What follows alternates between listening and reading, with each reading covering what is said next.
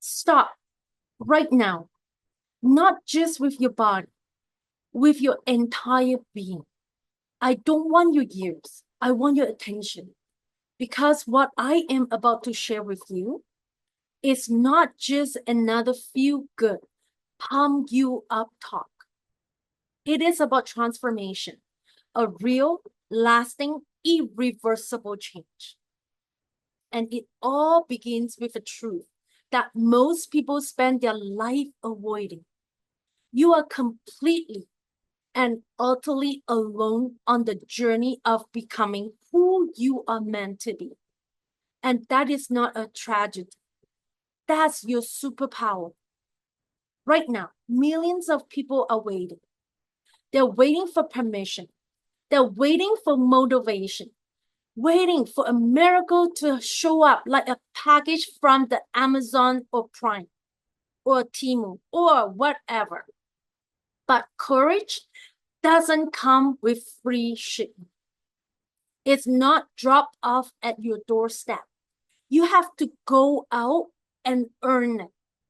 You want to know the difference between people who talk about change and those who actually do it. It's not talent, not luck, not connections. It's one simple truth. They take full ownership of their own transformation. Every single day, you make about 35,000 decisions, consciously or not. What you think, what you focus on, and what you believe about yourself. How you react, how you respond, that's your power. That's your responsibility. And that responsibility is not a burden. It's the key to your freedom. I have studied human behavior for years, and here is what might surprise you. The people who rise, the people who reinvent, they are not born different. They simply make a different choice. They stop blaming. They stop waiting. They stop shaming and complaining.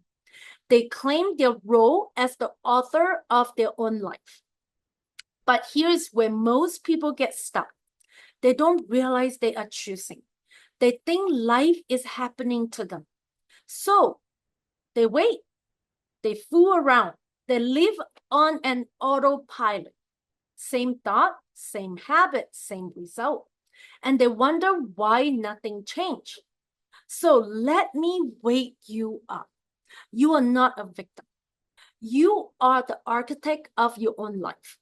If you don't like the house that you have built, tear it down and build something better. Rebuilding yourself means getting comfortable being uncomfortable. Discomfort is not your enemy. It is the currency of growth. Every time you feel uneasy, it means you are stepping into new territory. Your brain doesn't like that. It wants safety, not success. It will whisper fear, excuses, rational lies. That is not a flaw. That is evolution. But the biggest predator you will face today is not a lion, it's your old programming. When you say do it alone, I don't mean isolate. I mean stop looking outside yourself for answer. And only you can provide that answer. You need to become your own coach, your own advocate, your own best friend. Because let's be honest here, most people treat themselves like crap. They break promises to themselves. They speak to themselves in way you would never speak to anyone they care about. They wonder why they don't trust themselves.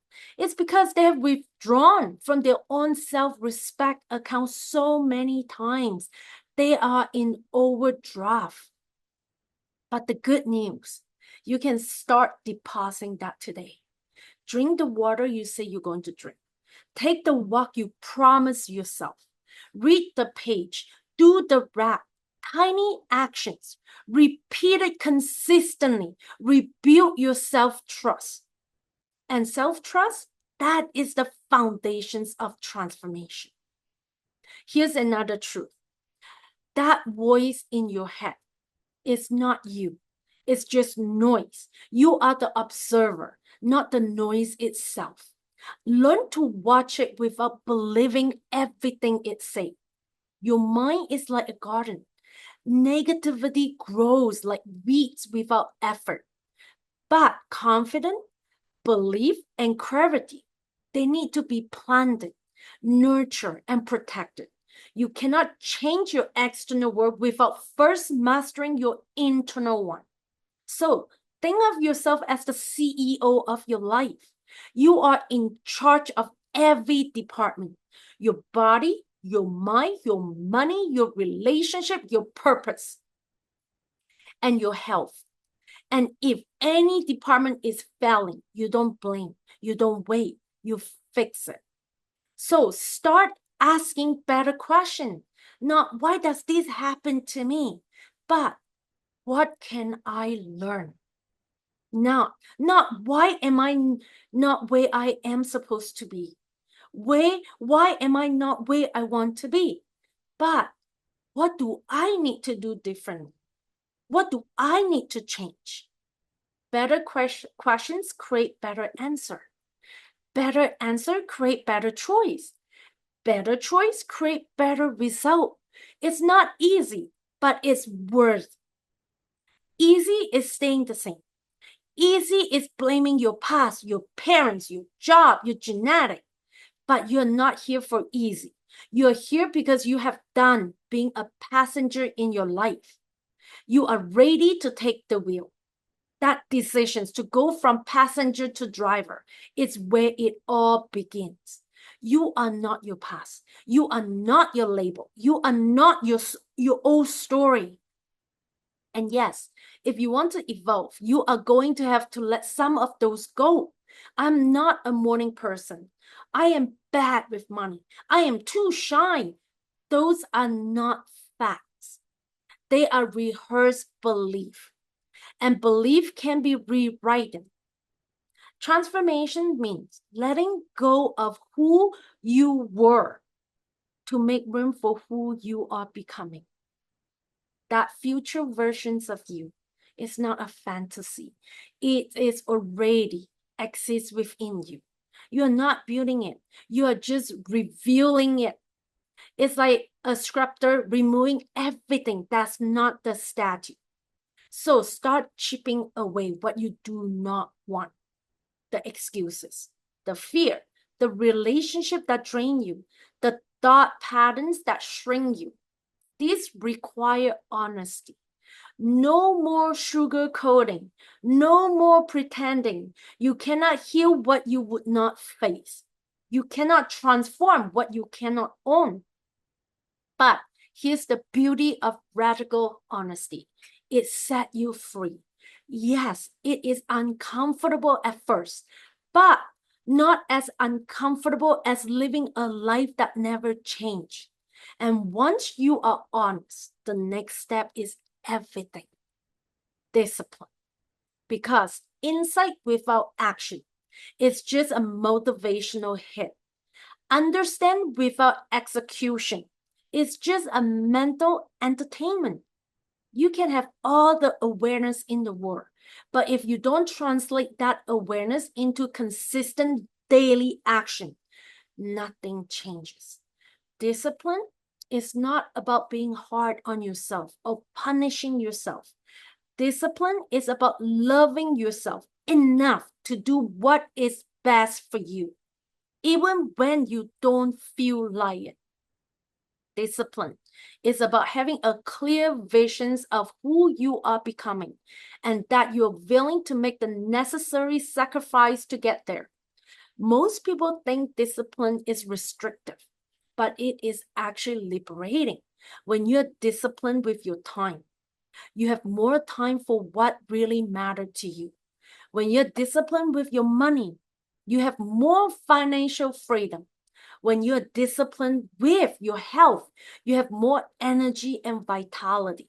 When you're disciplined with your thought, you have more peace and clarity. The discipline to rebuild yourself start with small daily actions that might seem insignificant at first, but compound over time into extraordinary results. It is making your bed every morning. It is like drinking water before coffee. It is putting your phone in another room while you work. It is going to bed at consistent time. It is exercising even when you don't feel like it. It is eating something that nourishes your body instead of just satisfying for your craving. These actions might not seem revolutionary, but they are. Every time you choose the disciplined action over the easy action, you are rewiring your brain for success. You're proving to yourself that you're someone that follows through. You're building the mental muscle of self-control that will serve you in every area of your life. But discipline alone is not enough. You also need a vision. You need a clear, compelling picture of who you are becoming and why the transformations matter to you. Without a vision, discipline is actually nothing. Without a vision, you are just going through the motion without a deeper purpose driving you forward. Your vision has to be bigger than your current circumstances. It has to be bigger than your current problem. It has to be bigger than your current fear. It has to be so compelling that it pulls you forward, even when everything in your environment is pushing you backward. When I say vision, I don't mean some vague idea like I want to be successful or I want to be happy. I mean a detailed, specific, emotional charged picture of the life that you're creating. What does your ideal day look like from the moment you wake up until you go to sleep? What kind of work are you doing? How are you spending your time? What kind of relationship do you have? How do you feel in your body? What kind of impact are you making? How are you contributing to something bigger than yourself? The more detailed and vivid your vision, the more power it has to motivate you through the inevitable challenges of transformation. When you hit obstacle, and your visions become the lighthouse that guide you through the storm. But creating a vision isn't just enough. You also have to develop the emotional intelligence to manage these feelings that come up during the rebuilding process. Because I guarantee you, you are going to feel things that you don't want to feel. You're going to feel fear when you step out of your comfort zone. You're going to feel doubt when progress seems so slow. You're going to feel frustration when things don't go according to the plan. You are going to feel loneliness when you outgrow certain relationships. You're going to feel overwhelmed when you realize how much work is ahead of you. These feelings are not problems to be solved. They are part of the process to be experienced. The difference between people who succeed in transforming their life and people who give up is not that successful people don't feel those emotions. It is that they feel them and keep moving anyway. Emotional intelligence is the ability to feel your emotions without being controlled by them. It's the ability to acknowledge that you're scared and do it anyway. It is the ability to notice that you're doubting yourself and take actions anyway. It is the ability to recognize that you're uncomfortable and stay in the discomfort because you know it's temporary and necessary for your growth. Most people are emotional children in adult body. When they feel bad, they want to feel better immediately. So they do whatever they will to make themselves feel better in the moment, even if it sabotages their long-term goal. They eat when they're stressed. They spend money they don't have when they're sad. They stay in the bed when they're overwhelmed. They quit when things get too difficult. But emotional maturity means you can hold space for the difficult emotions without needing to escape them or fix them immediately. You can be with the discomfort. You can be with the uncertainty. You can be with the fear, and you can continue taking actions align with your visions, even while you are experiencing these emotions. This is perhaps the most important skill you can develop in your journey of rebuilding yourself. The ability to act in spite of how you feel. Because if you wait until you feel motivated, you will be waiting forever. If you wait until you feel confident, you will never start. If you wait until you are ready, you will never be ready. Actions create motivation, not the other way around. Confidence comes from doing the things you're afraid to do. Readiness is a myth. You become ready by beginning. The people who rebuild their life successfully don't wait for the right feeling to show up. They act their way into the right feeling. And this brings me to one of the most crucial aspects of rebuilding yourself. You have to learn to be your own source of motivation. You cannot depend on external source to keep you going because external sources are unreliable. Other people have their own life, their own problem, their own priorities. The economy go up and down. Opportunities come and go. But you are always there. You are the one constant in your life. So you better learn how to be a good companion to yourself. Being your own source of motivation means developing the internal standard that don't depend on external approval. It means caring more about what you think of yourself than what other thinks of you. It means finding way to celebrate your progress, even when nobody else notices. It means encouraging yourself when everyone else is doubting you. It means picking yourself up when you fall down instead of waiting for someone else to help you. This level of self-reliance might sound lonely, but it is actually the foundations of true connections with others. When you stop needing other people to validate you, motivate you, complete you, you become someone who can genuinely contribute to relationship instead of taking away from them. You become someone who attract quality people because you're operating from a place of abundance rather than neediness. The journey of rebuilding yourself will also require you to become comfortable with being misunderstood as you change. Not everyone in your life is going to understand or support your transformation. Some people are going to try to pull you back to who you used to be because your growth makes them uncomfortable about their own stagnation. Some people are going to question your new habit, your new goal, your new way of being in the world. This is not a reflection of you. It is a reflection of them. When people criticize your effort to improve yourself, they are revealing their own insecurity about the area where they are not growing. When people try to sabotage your progress, they are showing you how threatened they feel by your evolution. When people tell you to be realistic about your dream, they are projecting their own limitations onto you. You have to develop the strength to stay true to your vision, even when you are surrounded by people who don't share or understand it. You have to be willing to be different, to stand out, to be the person who is doing the work while others are making excuses. You have to be willing to be lonely at times because growth is often a solitary journey. I will see you in my next video.